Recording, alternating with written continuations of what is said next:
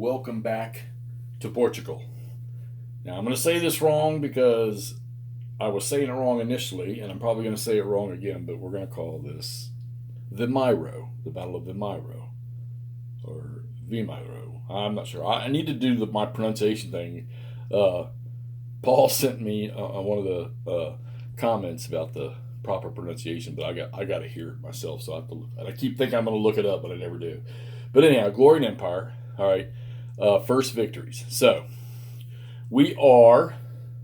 So move around over here real quick. We're getting ready to start the 1140 turn. That'll be the next turn. So we played through just about half of it. Now your first 2 to 3 turns, well, at least 2 pretty much, the French are moving into position. Okay, and I used the solo bot all the way up through the 1040 through the 11 o'clock turn, the 1100 turn, and it works pretty good. Yeah, no solo bot's going to get it perfect. And like I say, they even mention in the notes that you know, if the decision doesn't seem right, which it may not, then you need to make the decision yourself. It's interesting using that thing for orders. Now, once again, the big change from the soldiers game to this game, the biggest thing is the orders, and then there's other little subtleties throughout it. But the orders is the big thing you gotta understand. Your fire and your artillery, the numbers you use and stuff, that doesn't change. Skirmishers, SCD. I think there's a slight change in the skirmishers, but it's not nothing that's I've seen drastically from the soldiers game. So once I broke through into the 1100 turn and I decided to play both sides, your command stretches beyond. You know, you get so many orders, and then everybody else, whoever you give your 2 orders to, which either can be attack or reserve, everybody else is in a non-order or a none-order status, which they can still move, they can still fire, they just can't do any assaults or charges or anything like that. Reserve units cannot do assaults or charges. Now, what's reserve good for? Well, think of like OCS, where you put a unit in reserve and then you move him to counter what the opponent or phasing player has done. Well, this is similar to here. So after the phasing player moves, any of the opposing players that are in a reserve status, they get to sort of, you can't call it react, even though that's what it is, because you have reaction stuff too. But they get to sort of react to whatever movements the enemy has made.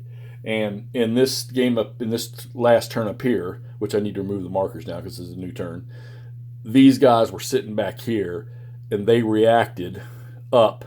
And it's weird because through the turn, these guys ended up getting knocked back. So the French have a little hole up here. But I wanted to get some attacking going, get some bloodshed started here. So the French have done a pretty handy job up here. It's not nothing complete, and that's one of the flank things up there. But you got a couple infantry brigades up there.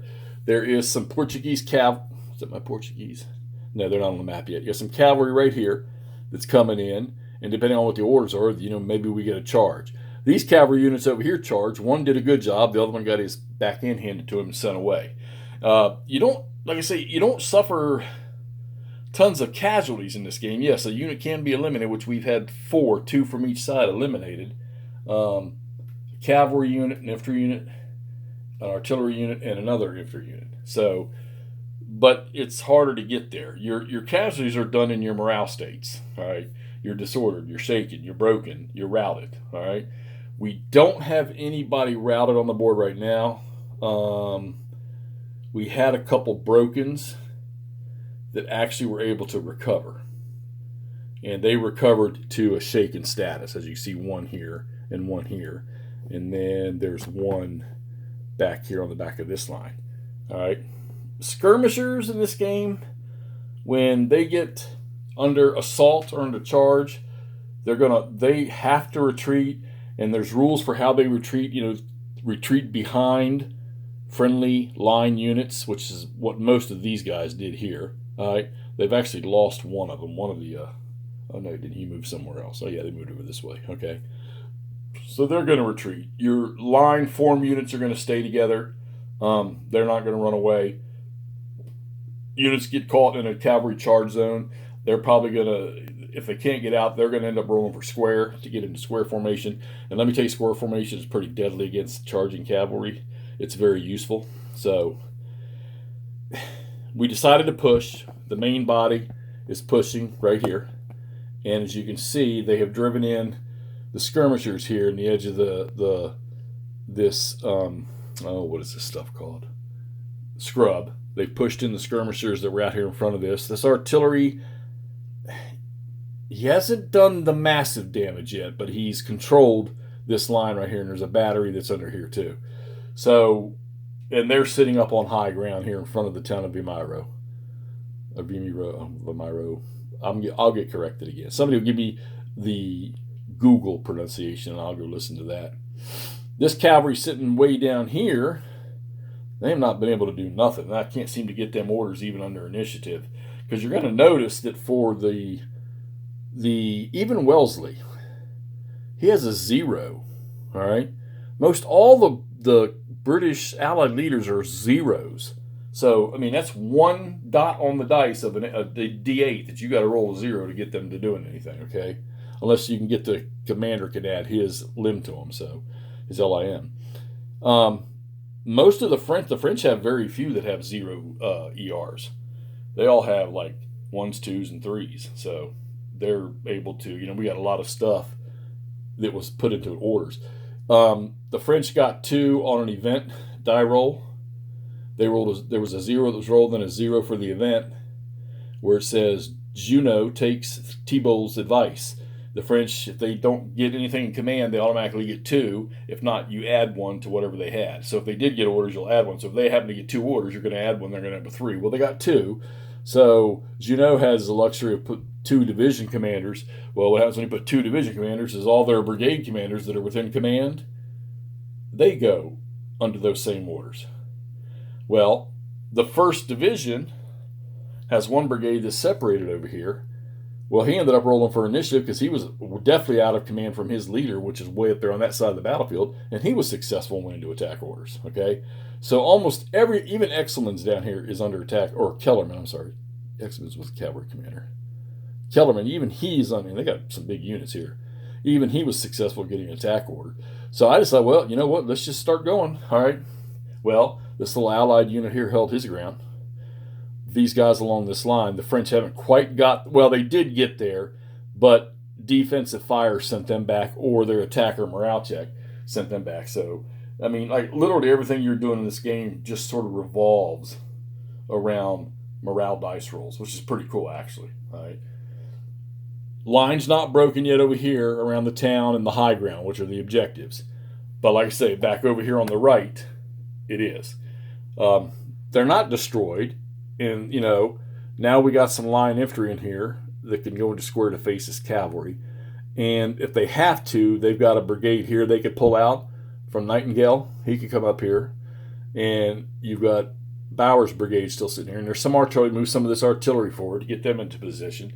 And then, like I say, they got a pretty good stack of cavalry right here that may be able to do some damage on this next turn.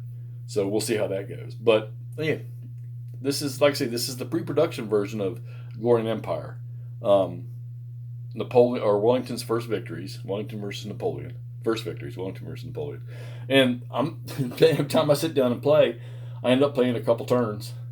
And it's not, while there's not a lot on this board, while I'm not flying through each turn because I'm trying to, of course I'm learning, understand the mechanics of the game. The flow with each turn that I play starts to get smoother and smoother. There's like now I don't really have to look at the close assault charts for charge or cavalry charge or infantry assault.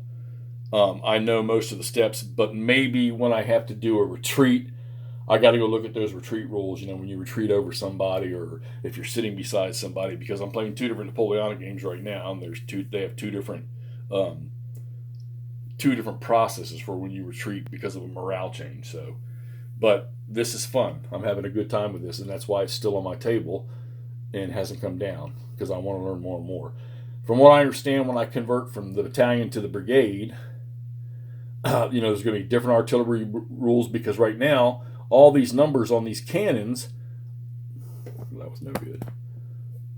All these numbers on, let me get down in there, on these cannons, all the numbers in the boxes are not getting used yet. All right.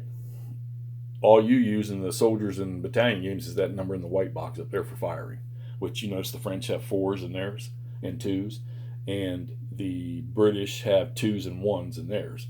So, which I get, Napoleon was a master. I mean, he was an artillery officer, so initially. All right, so there it is. Like I say, we are just about halfway through. We're going to play this turn, and then the next turn, the British will get their reinforcements, which is quite a stack, a couple stacks of stuff. Portuguese come on, and then 2 more. And Hill, he comes on, 1st Brigade, he comes on.